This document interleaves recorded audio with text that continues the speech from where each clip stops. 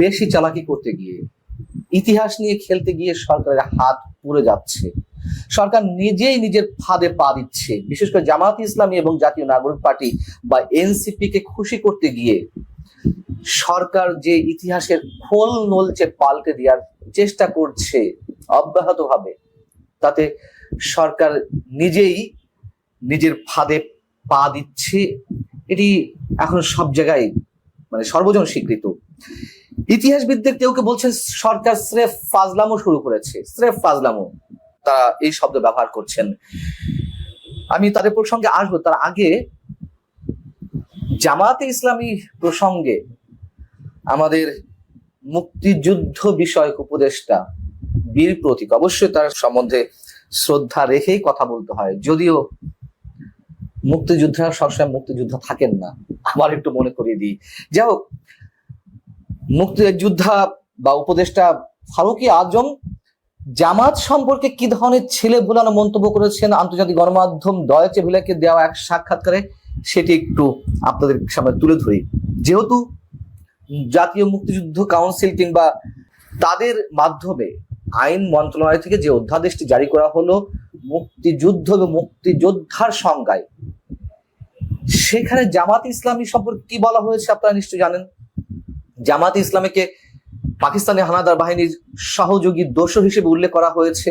তো যেহেতু জামাত যুদ্ধাপরাধীদের সহযোগী সংগঠন বা তারা নিজেরাও যুদ্ধাপরাধীদের সঙ্গে যুক্ত ছিল, সেই জায়গা থেকে জামাত ইসলামের বিরুদ্ধে কি ব্যবস্থা নেওয়া হবে নতুন করে বিতর্ক থেকে, এই প্রশ্নের জবাবে আমাদের মুক্তিযুদ্ধ বিষয়ক উপদেষ্টা ফারুকী আজম বলছেন না না, কোনো ব্যবস্থা নেওয়া হবে না।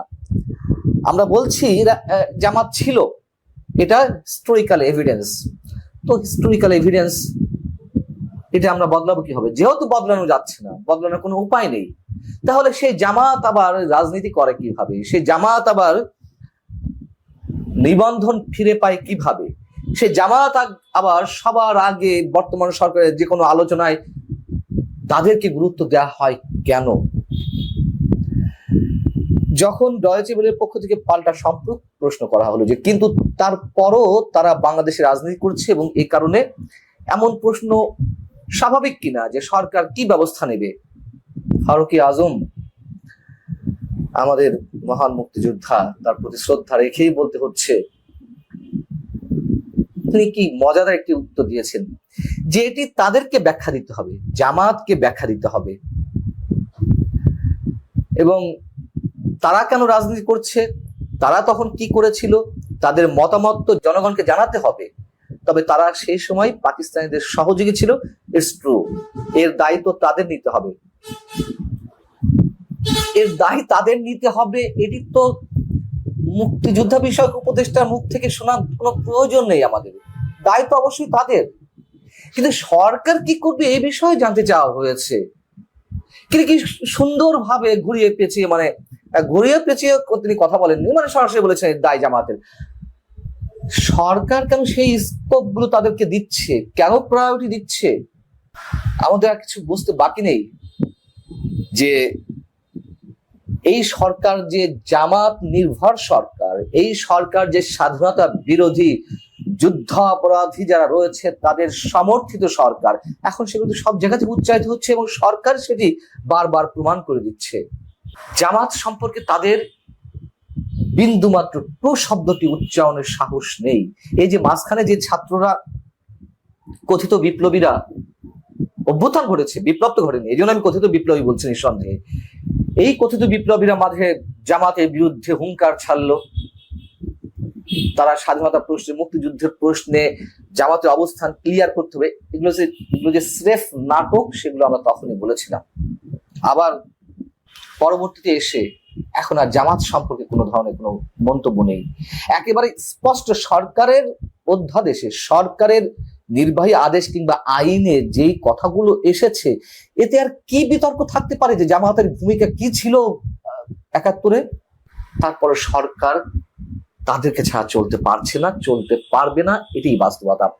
এখন ইতিহাসের খোল নলচে পাল্টে দেওয়ার যে উদাহরণগুলো, এই যে মুক্তিযুদ্ধ এবং মুক্তিযোদ্ধার সংজ্ঞা নির্ধারণ করতে গিয়ে নতুন করে আমাদের সামনে উপস্থাপন করলো সরকার, তাদের যে অপচেষ্টাটি, সেটি হচ্ছে এই প্রস্তাবনায়, এই সংক্রান্ত জাতীয় মুক্তিযুদ্ধ কাউন্সিলের প্রস্তাবনায় ছিল যে জাতীয় জীবনে মুক্তিযুদ্ধের আদর্শ সমুন্নত রাখবার এবং মুক্তিযুদ্ধ চেতনা বাস্তবায়ন করার লক্ষ্যে জাতির পিতা বঙ্গবন্ধু শেখ মুজিবুর রহমানের সোনার বাংলা গঠন করার স্বপ্ন বাস্তবায়নের অংশ হিসেবে বীর মুক্তিযোদ্ধা ও মুক্তিযোদ্ধার পরিবার, এই শব্দগুলো ছিল। সেখানে কি করা হলো, এই শব্দগুলো একেবারে তুলে দেওয়া হলো। আপনি বঙ্গবন্ধুকে বাদ দিবেন এত সহজে? যেমন জামাতের কথা বলছিলাম, যে জামাতকে যুদ্ধাপরাধী সংগঠন হিসেবে বা পাকিস্তানের হানাদার বাহিনীর দোসর হিসেবে তাদের নামগন্ধ মুছে ফেলার যে চেষ্টা, এটা কোনোভাবেই সম্ভব নয়। তেমনি বঙ্গবন্ধুকে কিভাবে সম্ভব ইতিহাসের পাতা থেকে তাকে মুছে ফেলা? কোনোভাবেই সম্ভব না। সেই চেষ্টাটি তারা করছে এবং প্রিয়াম্বেলে মানে প্রস্তাবনায় বঙ্গবন্ধুর যে নাম ছিল তা বাদ দেওয়ার মাধ্যমে সরকার এটি আবার প্রমাণ করার চেষ্টা করলো যে ইতিহাসের খোল নলছে তারা পাল্টে দিতে চায়। সেই জায়গা থেকে ইতিহাসবিদরা যিনি বলছেন, যেমন সাম্প্রতিক সময়ে দেশের অন্যতম আলোচিত ইতিহাসবিদ, গবেষক, মুক্তিযোদ্ধা মহিউদ্দিন আহমেদ, তিনি কি বলছেন? তিনি বলছেন যে এ নিয়ে নতুন করে আলোচনা কোনো দরকারই ছিল না। মুক্তিযুদ্ধ ও মুক্তিযোদ্ধা সংজ্ঞা নিয়ে এটা অহেতুক এবং অপ্রাসঙ্গিক আলোচনা। এদেশে আমাদের জানা মতে অনেক প্রকৃত মুক্তিযোদ্ধা স্বীকৃতি পায়নি, আবার অনেক ভুয়া মুক্তিযোদ্ধা এই স্বীকৃতি নিয়ে রাষ্ট্রীয় বেতন ভাতা ভোগ করছে। 54 বছর ধরে ফাজলামো হয়েছে, অবশ্যই ফাজলামো হয়েছে, তার কথার সঙ্গে সম্পূর্ণ একমত। সেটি বিএনপি হোক, আওয়ামী লীগ হোক, প্রত্যেকে মুক্তিযুদ্ধের ইতিহাস নিয়ে খেলেছে, নিজেদের মতো করে তারা আলোচনা করার চেষ্টা করেছে। মহিউদ্দিন আহমেদ বলছেন, আমি মুক্তিযুদ্ধ করেছি, আমি যে বাড়িতে ভাত খেয়েছি, যে বাড়ি লোকেরা আমাকে আশ্রয় দিয়েছিল, সেই বাড়িটি আমাকে আশ্রয় দেওয়ার অপরাধে পাকিস্তানি বাহিনী সেটি পুড়িয়ে দিয়েছিল। তাহলে ওই যে বাড়ির মালিক আমাকে আশ্রয় দিয়েছিলেন, একজন মুক্তিযুদ্ধকে শেল্টার দিয়েছিলেন, তার অপরাধ কি ছিল? এবং তিনি যে তার সর্বস্ব খোয়ালেন, তিনি কি মুক্তিযোদ্ধা নন?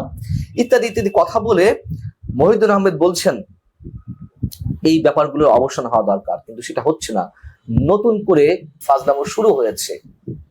আমরা যখন দেখলাম যে এই অধ্যাদেশটি মঙ্গলবার রাতে প্রকাশ করা হলো নতুন করে, সেই জায়গা থেকে কোনো গণমাধ্যম হেডলাইন করলো, আমিও সেটা নিয়ে আলোচনা করেছি, যে মুক্তিযোদ্ধার তালিকা থেকে বঙ্গবন্ধু সহ 4 শতাধিক নেতার স্বীকৃতি বাতিল হচ্ছে।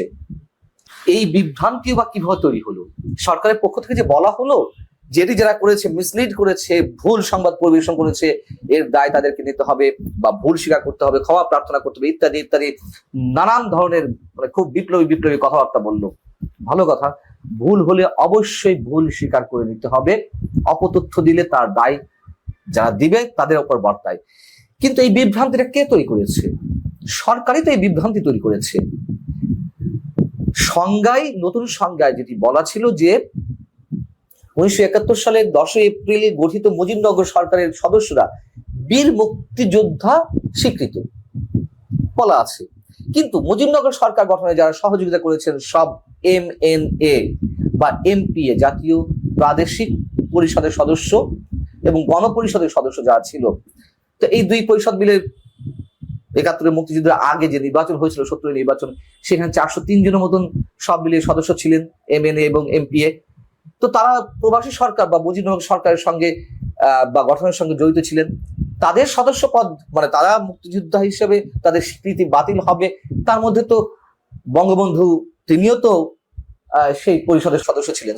নজরুল ইসলাম, তাজুদ্দিন আহমেদ, ক্যাপ্টেন মহসিন আলী, কামরুজ্জামান। তো যখন MNA বা MPA হিসেবে যারা ছিলেন মুজিবনগর সরকার গঠনের সঙ্গে, সর্বপ্রথম তারাও বাদ যাচ্ছেন। এই হিসেবে তো হেডলাইন করেছে, কেন স্পষ্ট করা হয়নি এই অধ্যাদেশে? ভালো থাকুন সবাই।